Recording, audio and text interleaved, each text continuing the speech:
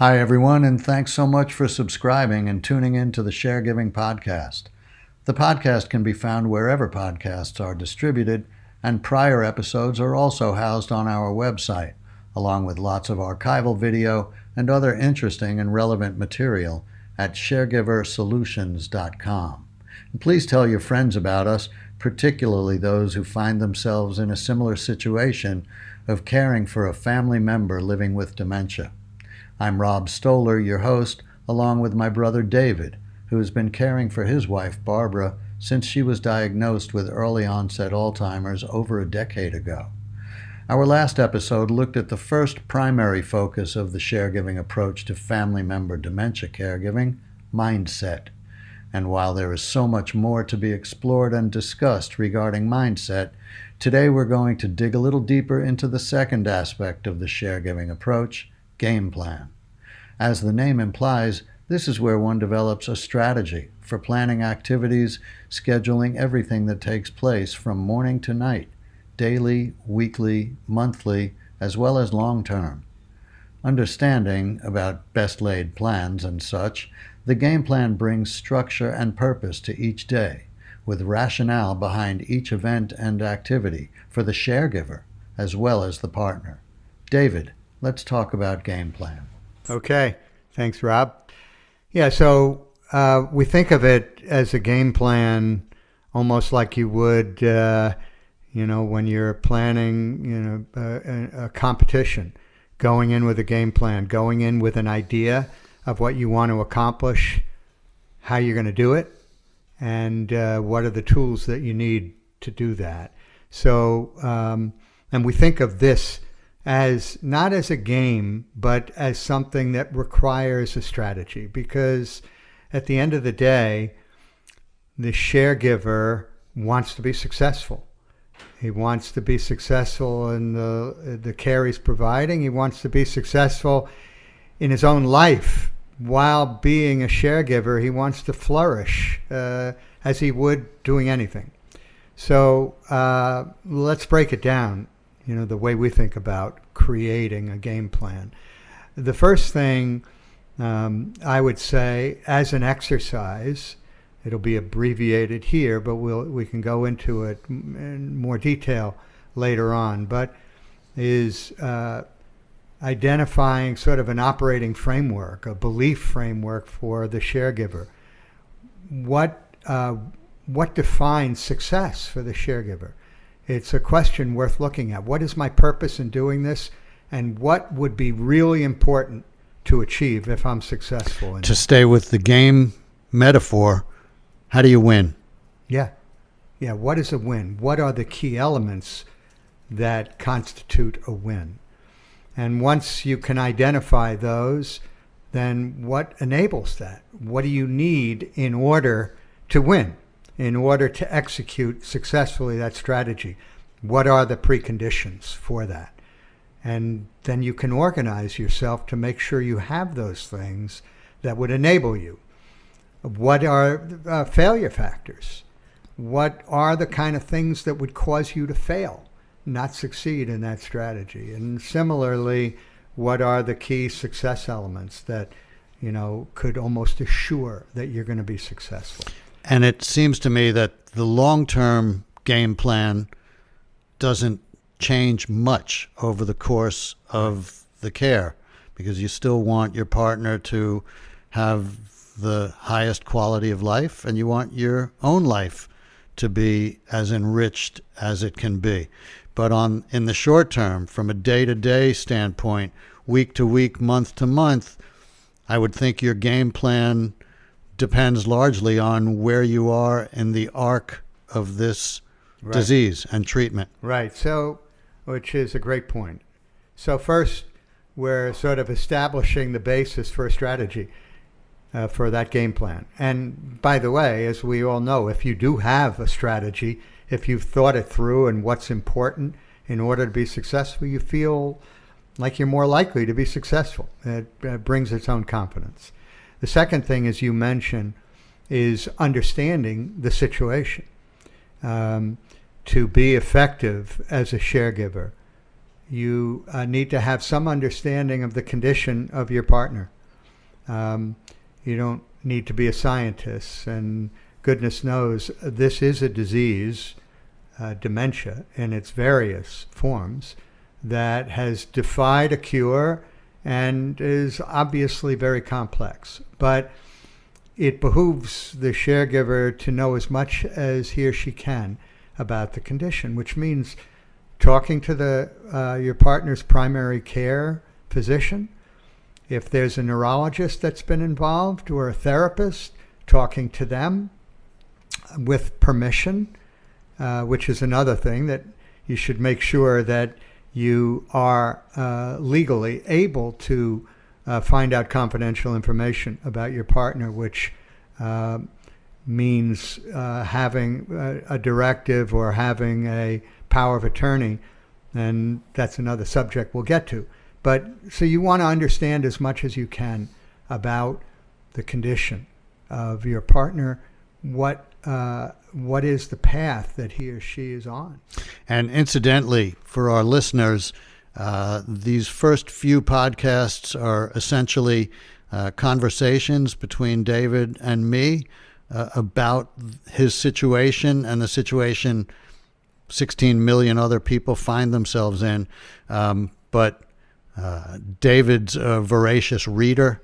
He's got a stack of books written by experts from all different aspects of dementia care, and we will be presenting many of these people as guests on this podcast. But this is just and it was still in the introductory stage of what Sharegiver Solutions is about. Right.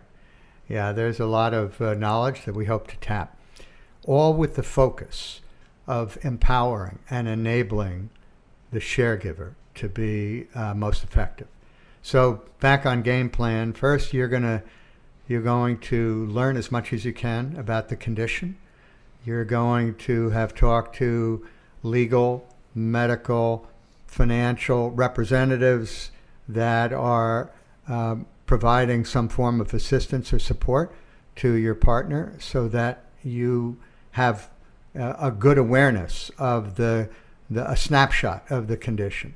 And then you're going to construct out of that, having done your own sort of self-analysis and an analysis of your partner's condition, you're going to create a game plan.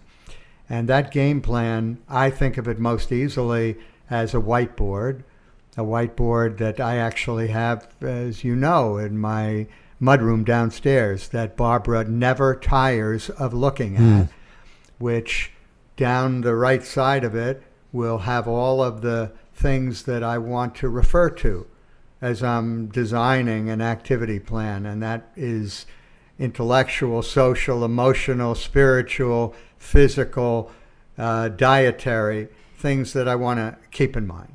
And now, I'm sure, I've seen the whiteboard.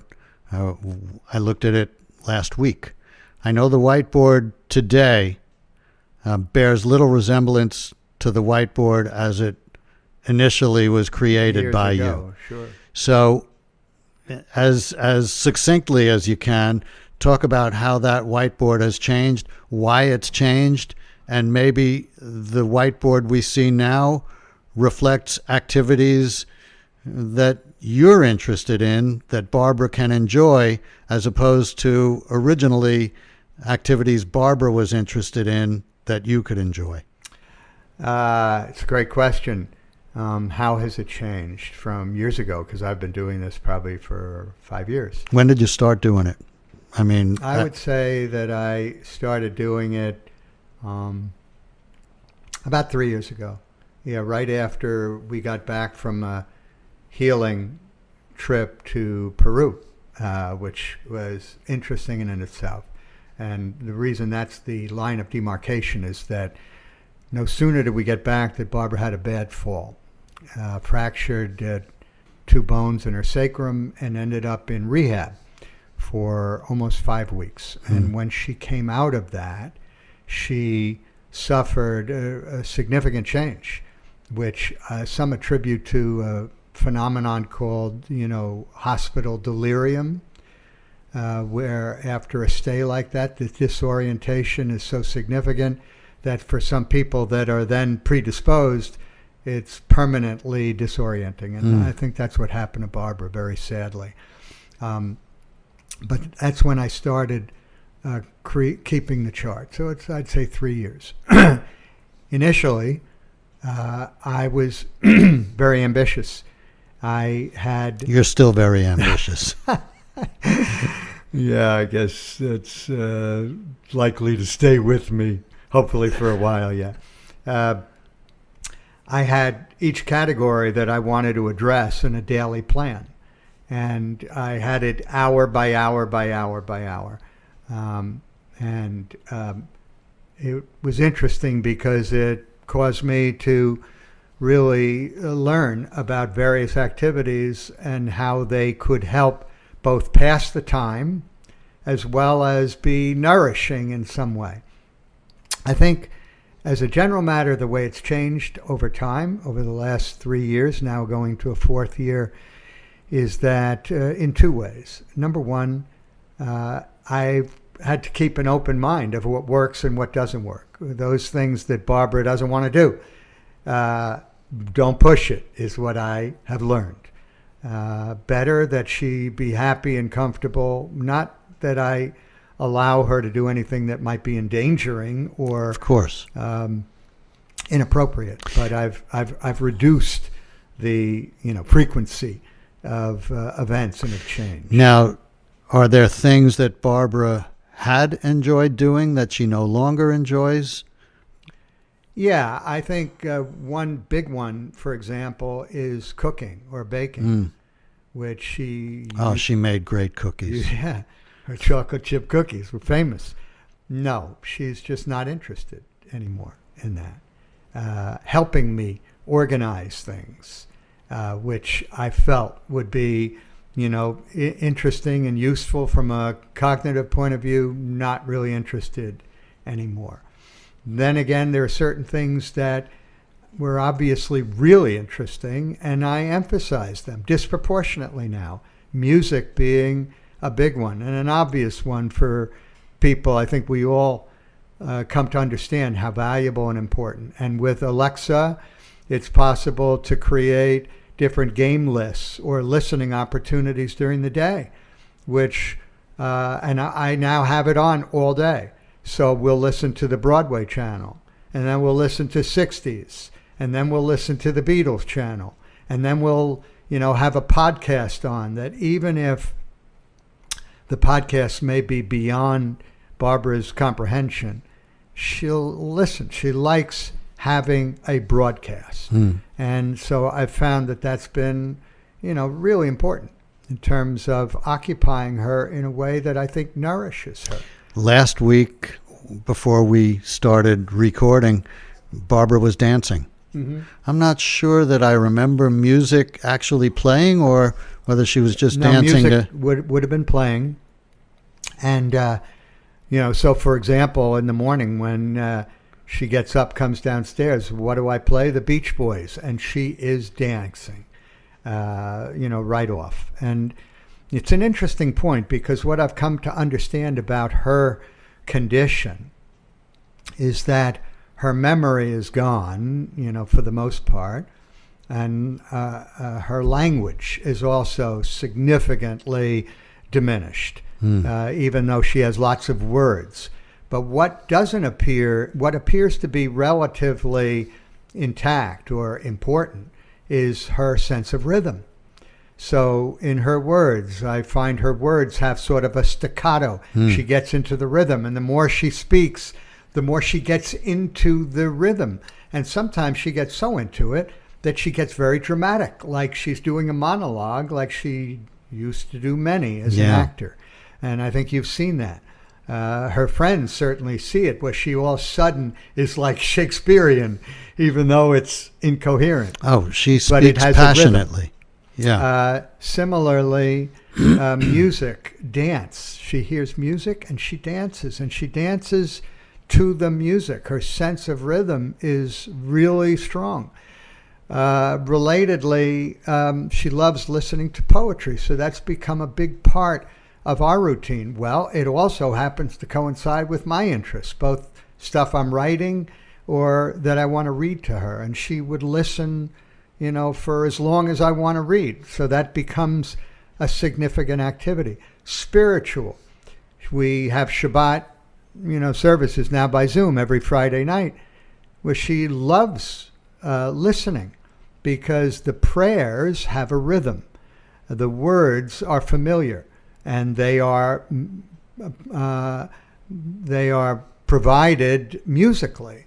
So it's no surprise to me now, understanding this, that she would enjoy the prayers and the music associated with a spiritual practice, which I have to think also has spiritual benefit to her, just through reciting what she's been reciting for years. Well, a profound experience for me when we lost our dad almost a year and a half ago. Yeah. And you had a Shiva service at your house, and Barbara was seemingly essentially as incoherent as she seems now, but she knew the prayers, right, which blew my mind. I didn't know them, but she knew them, and knew them from, her very foundation, which is extraordinary. And I guess it goes to the music too, that she can still remember, and lyrics she can still remember from James Taylor or the Beatles, but right, that the religious prayers are deeply embedded. Right. So, as far as a game plan and planning activities of normal living, and there's a list of those that you can get from, Alzheimer's Association, of various activities that you want to make sure somebody is doing or has some awareness of, or has a lack of awareness of, which itself is indicative of changing condition. I think the first and foremost is there's no specific recipe that is for everybody. You have to have an open mind. You have to continually see what works. And over time, and this is really goes to the core of the Sharegiver solution, and we'll come to it, those activities should be things, each of them, that is nourishing to and interesting to the sharegiver. We will be right back after a word from our sponsor. The Sharegiver Solutions podcast is sponsored in part by our friends at Happier at Home Care, a 27-year-old family-owned and operated business based in Doylestown, Pennsylvania. They're a home care agency that offers in-home companion care, live-in and overnight care, and non-medical care, as well as one-to-one care in facilities. Owned by Pat and Lisa Morvillo, Happier at Home Care is hands-on and full service, providing background checks, bonding, liability, and workers' compensation insurance. Extremely reliable and responsive, they can be reached at 267-742-3209. Again, Happier at Home Care. So it is really sharing the experience. It's not just putting something, on the record player, for those that still remember those things, and going and doing something else, going away. It is sharing the experience. Right. Taking the opportunity to grow. If you're not engaged as the sharegiver, it's not going to have the same effect as if you are sharing. Yeah, and not just for the person that you're sharing with, your partner, but for yourself. Right. So when you ask how that's where that's the engagement I'm talking about. How has it changed over time? And this goes back to our discussions on mindset. Of course. If the sharegiver has a growth mindset, that means that he wants to feed his curiosity. He or she wants to be learning, wants to be growing, wants to be developing, which is exciting. And this is what I see as flourishing. You do it by sharing these activities. So the music, so what am I doing now? For example, I'm going through my jazz collection and my classical music collection that I've never really applied any particular organization to, and I'm learning. And Barbara's listening, she's enjoying, but I'm taking stock of and learning about things that I was curious about. What really differentiates Charlie the Bird Parker, and listening to, Mozart's violin concertos and listening to La Traviata. And, so while I am engaging Barbara in an activity that she has a predisposition towards, I'm nourishing my own interest as well. Well, and it still, for me, goes back to the issue of being that curious person who wants to not only learn about the disease, about your partner, but learn about yourself, learn ways of expanding your own experience, your own knowledge. Yeah. And again, I'm not sure how you teach curiosity, how you teach the thirst for knowledge, how you teach the desire to be more. But clearly, the greater your desire to be more, the greater the quality of your care. So I think one important aspect is if you understand that by practicing it, you're going to be happier. By connecting that which may not come naturally to you or not something you've practiced, but you now understand that it is directly tied to your own sense of competence and accomplishment and awareness and happiness, then you're going to try it out. I mean, other things, for example, with Barbara that have that she is doing with my initiative that align with my interest that she likes, gardening. So we've created a garden outside. That's an understatement. We've created a pretty cool garden. I did it because, number one, it involved activity that even if Barbara was still a little reluctant to get her hands dirty, let's face it, but she tags along.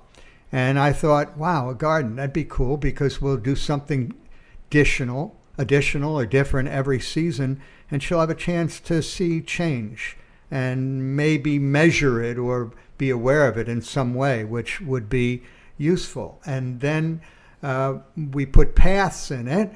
So, for our mom, who's wheelchair bound, but, would enjoy the garden, and other friends that I have, and maybe including ourselves in another 20 years.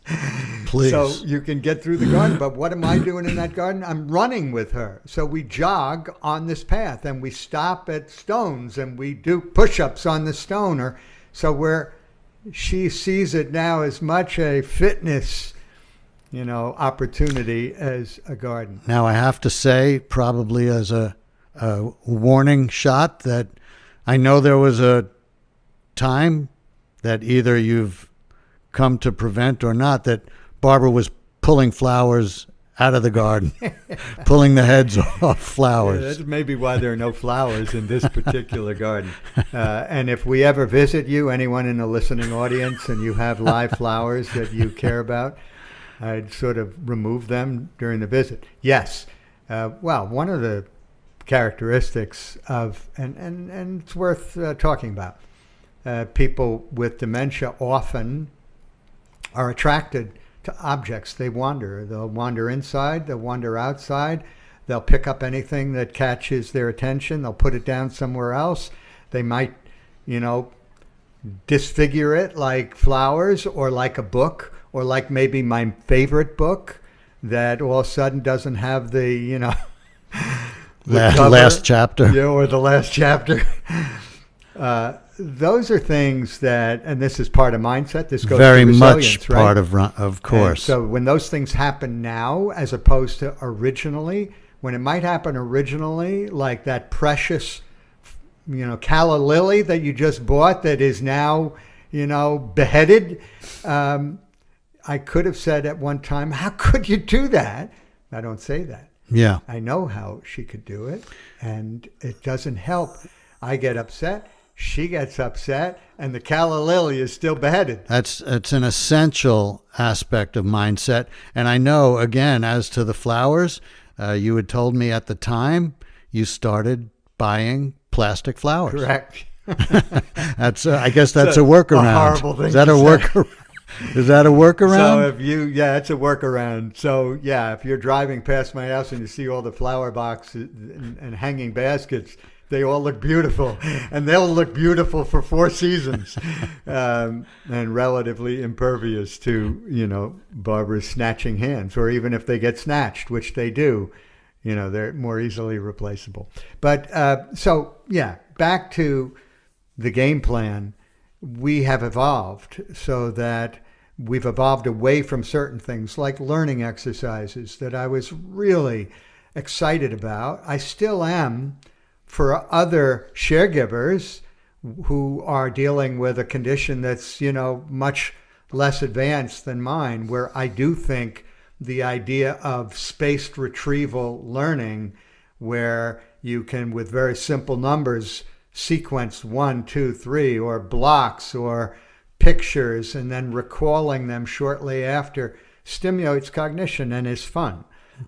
We have a harder time now playing games, whether it's pick up sticks or playing with Play-Doh. Barbara doesn't seem to have the same attention for it or interest. But well, and that kind of goes into my area of films and photographs and things like that, which I know early on are a tangible connection to her life and past, and at this point, I'm sure don't have the same relevance. Except that, interesting that you say it, we have a big bowl of photographs that, running the risk that they will be torn or stuck together, they are endlessly interesting to Barbara. She is always looking at these photographs, and they're photographs of family and friends. And I still believe a very worthwhile activity is putting together, looking through photo albums and the like. Less interesting than maybe before, but still interesting. And still one of the activities that we do. We look through our wedding album. We look through other family albums. We look through pictures of trips that we've taken. As I say, less salient than maybe before, but still important. So at the end of the day, constructing that game plan with, some real deliberation beforehand, and one that changes over time, is something that is designed to both engage Barbara. It has fewer activities, but more activities that she enjoys, clearly. And they're all activities that I enjoy also, to my advantage, which is really... So it takes us to the other part of game plan, which is really self-care, and which is equally important. The care that I'm providing to my partner, to whom I'm very committed, and obviously have been, I have recognized, and this is in part at the urging of my daughters, that need to make sure I'm taking care of myself, and which means understanding as best I can my condition. So, for example, they made sure that I was getting some help that gave me some respite during the week, which I've done, recognizing that a number of people listening may not even be able to hire somebody, as I've done, for 30 hours a week for 5 days. But it's been extremely helpful, and I went without it for 13 years. Second, they wanted me to go to a shrink.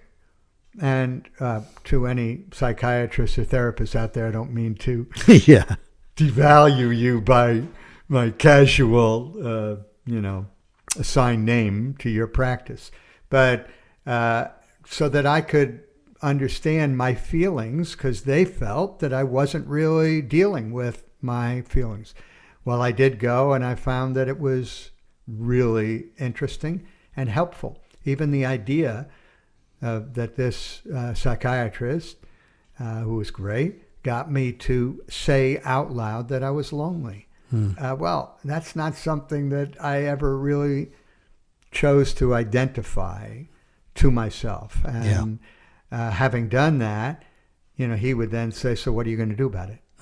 And which was another thing my daughter said, which is, Dad, you have to get out. You have to meet people. Which You is have another to- part of mindset and game plan. And game plan. And networks. And networks, which we've yet to get into. Right. So that was hugely important. So getting back to winning or success, and again, the long-term game plan is just the betterment of your lives and the enrichment of your experience. And I'm interested in the daily winning on a daily basis, and I think that's where Sharegiver Solutions distinguishes itself, is that we will help the sharegiver get through the day well, and the week, and the month, and the year, and time passes quickly. What would be a successful day? How do you win a day? When do you, at the end of a day, ever think like, wow, that was a great day? And if you do, what would that day have encompassed?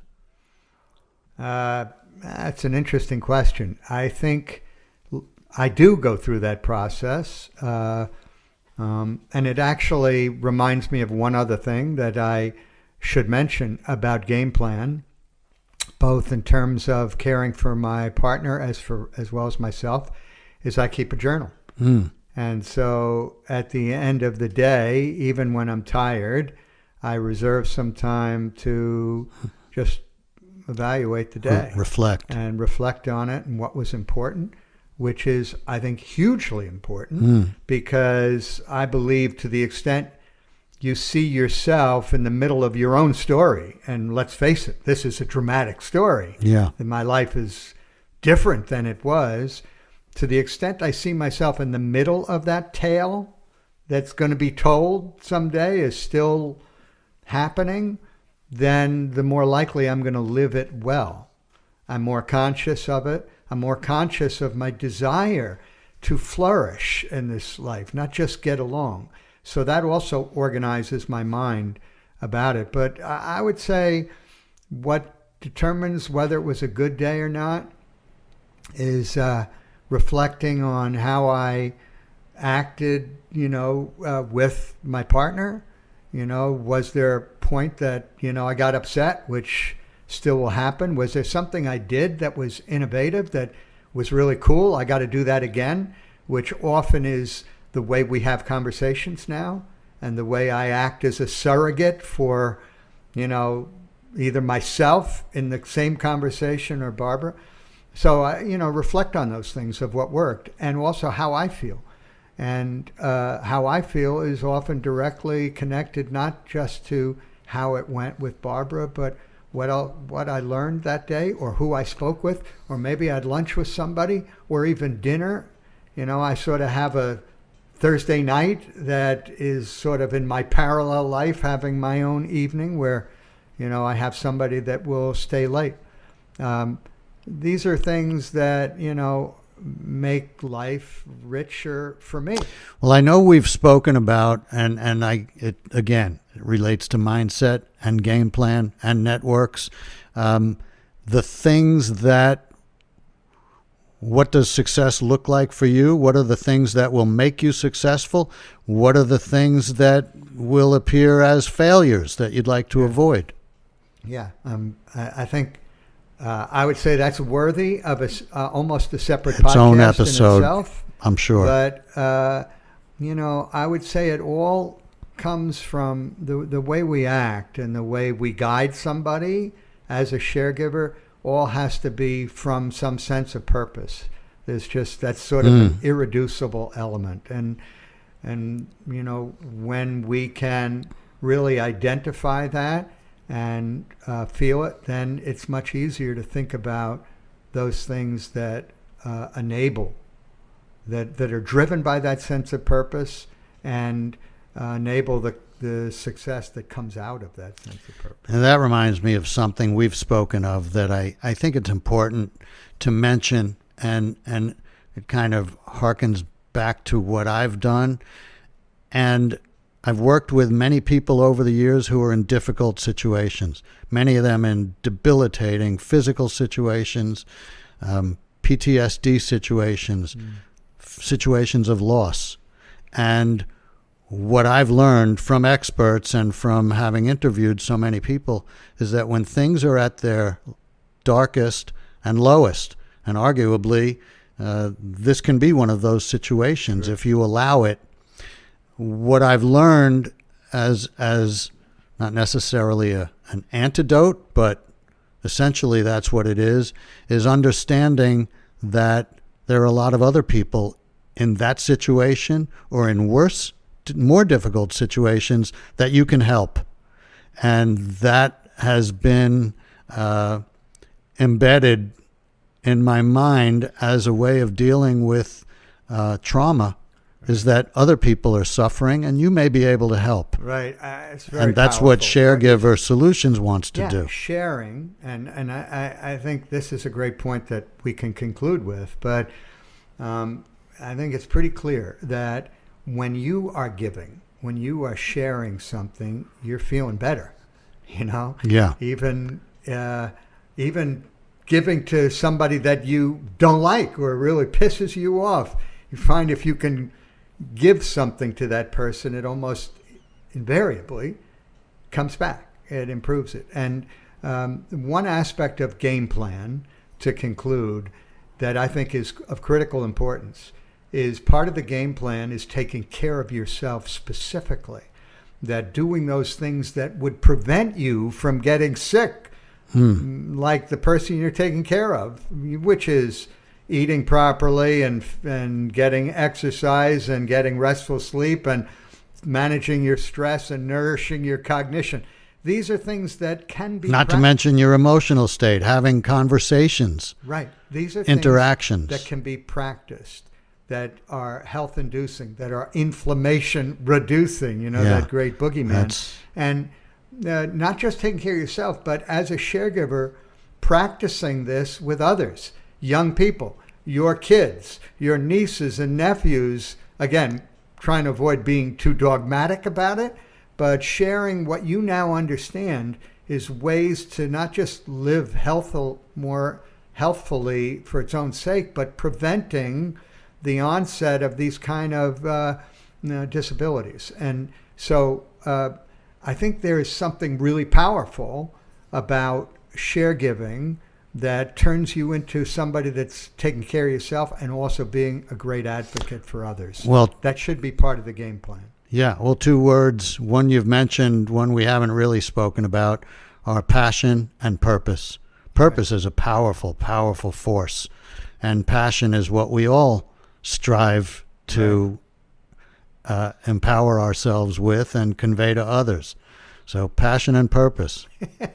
Reminds me of a boss I once had that said the 3 P's were really important: passion, purpose, and getting paid. But anyway. Well, there are a lot of different forms of compensation. Correct. Gratification, certainly one of them. Correct. Feeling good about yourself. Sense of accomplishment. Happiness. Yeah. Happiness. Well, let's leave it there. Okay. Okay. Thanks, everybody. Hi. Thanks so much for joining us today for the Share.Giving podcast to speak about Gameplan. There are over 15 million family members in the United States caring for a loved one with dementia. And to go into each day or week or month or the whole situation without a game plan makes a difficult situation extremely challenging. So thanks for listening. We hope it helps. There's certainly more information and we plan to present it. And you can also find additional materials on the website at Sharegiversolutions.com. Please tell your friends, again, particularly those who are caring for a family member with dementia. And remember, sharing is the way of caring. Can I get an amen? Come on, brother, let's sing it. Amen. Amen. Amen. Amen. Amen. Sing it one more time now. Amen. Amen. Amen.